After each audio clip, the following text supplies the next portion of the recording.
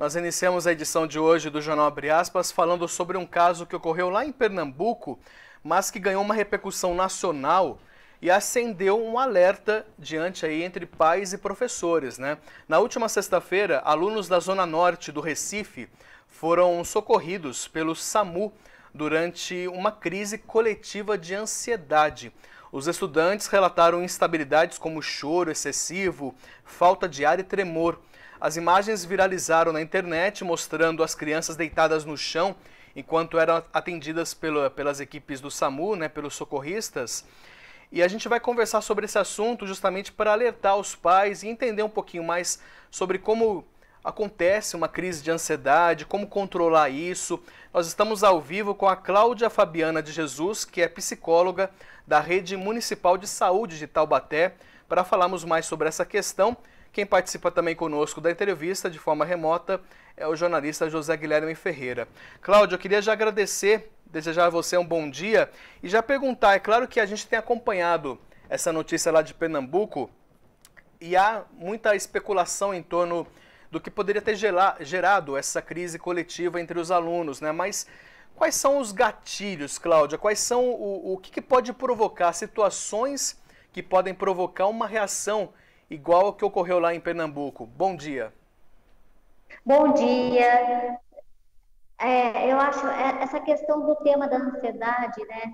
Do quanto é um tema que aumentou as pessoas que têm esse transtorno de ansiedade. A gente diz que até um fenômeno aí, um sintoma social, né? Além de ser um quadro de transtorno psiquiátrico. Mas o que eu gostaria de ressaltar é que nada é somente causa e efeito, é multifatorial. A gente tem que também levar em conta o contexto, né? Acho que tem um ponto importante, existe o maior número de pessoas com ansiedade, os adultos também estão mais ansiosos e indiretamente passa isso para as crianças e para os adolescentes. Então tem uma questão, né, de família, tem uma questão de sociedade. O próprio adolescente, ele está numa fase que ele é mais influenciado pelo grupo. Também tem esse aspecto. O quanto esse comportamento de massa, né, também tem a ver, o quanto isso gera, né, você vê que uma pessoa está tendo uma crise, essa sugestão, o quanto isso na adolescência e na escola isso pode acontecer. Não só na escola, a gente vê comportamentos de massa em show, né, um grande show, campeonato de futebol, você vê nos grandes estádios. Então tem uma força da massa que ela acaba ocorrendo. Então, o que eu acho que é importante é a gente olhar para o fenômeno da ansiedade, a escola olhar para isso, né, as instituições, a família. Eu acho que também teve esse retorno das crianças e dos adolescentes para a escola. Elas ficaram 2 anos, né, sem se socializar, e eu acho que esse retorno ainda é um momento de adaptação. Gerou, acho que juntou vários fatores, né, e um deles também, as crianças e os adolescentes estavam fora da socialização. A gente sabe que as escolas agora estão com horário, né, estendido, né, estão mais integral. As crianças e o adolescente, eles me falam, por exemplo, que eles estão se sentindo pressionados. Então, o nível de estresse, essa coisa de dar conta da escola, das provas, também é um fator que pode ter estimulado essa crise de ansiedade, né, a qual a gente assistiu aí, né, na sexta-feira. Isso tudo influencia, são vários fatores, né, como você mesmo explicou, que podem influenciar. Mas você comentou a questão toda dessa questão de massa, que quer dizer, a gente viu um caso específico ruim, né, um caso de ansiedade que causa sintomas, mas também há o caso de alegria, de um show, ou da raiva, de repente, num estádio de futebol, né? Tem tudo isso, uma questão da massa, da coletiva, que acaba influenciando no comportamento da pessoa, né? Isso existe. Todos nós, até os adultos, né? Eu acho que a grande questão também é agora, como que a gente vai olhar para isso, né? Para esse fato, como que a própria escola vai lidar com isso, né? Acho que tem que ter um trabalho também. O que a gente vê na sociedade, as pessoas estão muito tensas, existem fatores de estresse, e isso aumenta a ansiedade. E nem todo mundo que teve uma crise de ansiedade tem um transtorno de ansiedade, que às vezes foi algo pontual e agudo, naquele momento, né, com todo mundo sentindo a mesma coisa. Então, eu acho que é importante tomar esse cuidado para não generalizar. Eu acho que cada caso é um caso. Talvez alguns adolescentes, né, já tenham ali também a crise de ansiedade, né? E aí naquele gatilho se expressou, né? Tomou conta. Então, o que eu acho que é importante é a gente pensar. A gente está aprendendo a se acalmar? A gente está aprendendo a controlar as emoções? Será que os adultos, que é uma pergunta também para os adultos, para as instituições, será que elas têm atividades em que os jovens aprendam a se acalmar, né, a aprender a se expressar? Eu acho que isso que aconteceu pode ser uma aprendizagem para a gente olhar a família, para a escola, para olhar para esse adolescente, né, que está retornando depois de quase 2 anos, né, ficando dentro de casa. Então, é um fenômeno também multifatorial, para a gente não ser simplista ou dar respostas simples, né, e é muito maior do que isso. Mas eu acho que é uma aprendizagem para todos nós.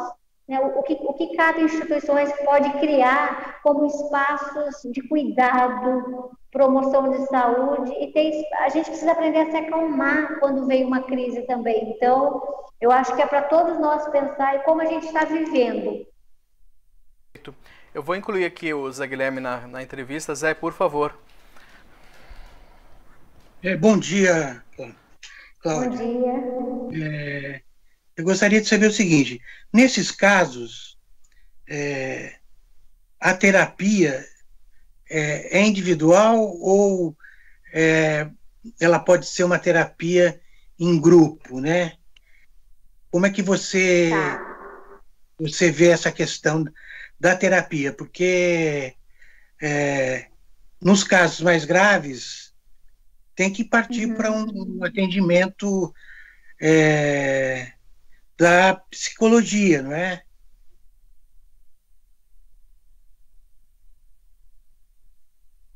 Isso, ansiedade aguda, um evento para esse fenômeno de massa, né?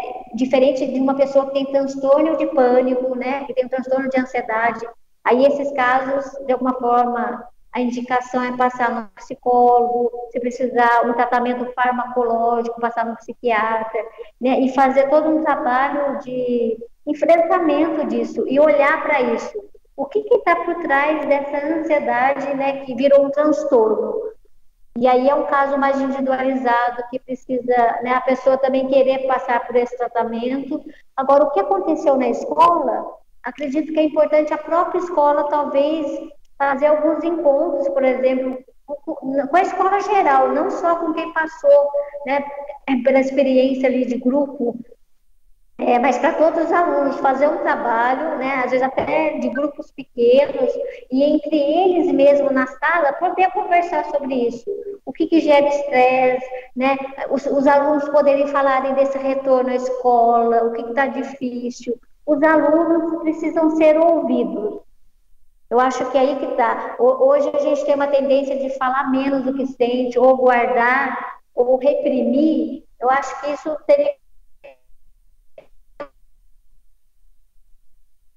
A gente está com... a gente está com um pequeno probleminha na conexão da Cláudia. Jovem, eu acho individualizado. Oi, Cláudia, agora voltou. Só pra gente... Voltou? Isso, agora voltou. Só para a gente concluir, por favor. Então, você estava falando aí da importância da escola discutir, né, esses problemas. Eu queria saber a família nessa discussão, né? Se os pais precisam participar também, porque já que é uma coisa que envolve tantos fatores, né? Certamente uma das variáveis veio de casa, né? Sim, porque senão também a gente joga, né, o jovem fica como bode expiatório, né? É o jovem que está nervoso, ou ele que não fala. Mas, na verdade, a gente vai ter que olhar para esse adulto, para essa família. Acho que a escola, né, poderia, acho que fazer até um projeto em relação a incluir também as famílias, porque também tem isso. Como a família está lidando, né, com todo esse nível também de estresse, e aí também tem essa questão da pandemia. Eu acho que os filhos também, de alguma forma, né, refletem um pouco aí a família, porque a grande pergunta é: a minha família é estressada? A minha família tem mais pessoas ansiosas, sabe? Eu acho que tem uma coisa de empoderar também a família, para ela também ser cuidada, né? Porque às vezes eu tenho uma mãe que é super ansiosa, ou já tem um transtorno de ansiedade, e viver numa família que isso pode ser reproduzido, né? Eu diria até de uma herança comportamental, assim. Então, eu acho, como você colocou, a importância da família olhar para isso. Não deixa, a gente vai ter que olhar para isso para aprender, para criar novas formas de relacionamentos, novas formas de enfrentar a realidade e os problemas. Muito bem, Rodrigo. Muito bem, nós conversamos aqui com a Cláudia Fabiana de Jesus, que é psicóloga da Rede Municipal de Saúde lá de Taubaté. Cláudia, muito obrigado pela sua disposição de nos atender, de trazer esse esclarecimento para a gente, com certeza para os pais, né, que ficam ansiosos também com relação a isso. E obrigado, boa semana e obrigado pela entrevista, Cláudia. Obrigada, bom dia, um abraço.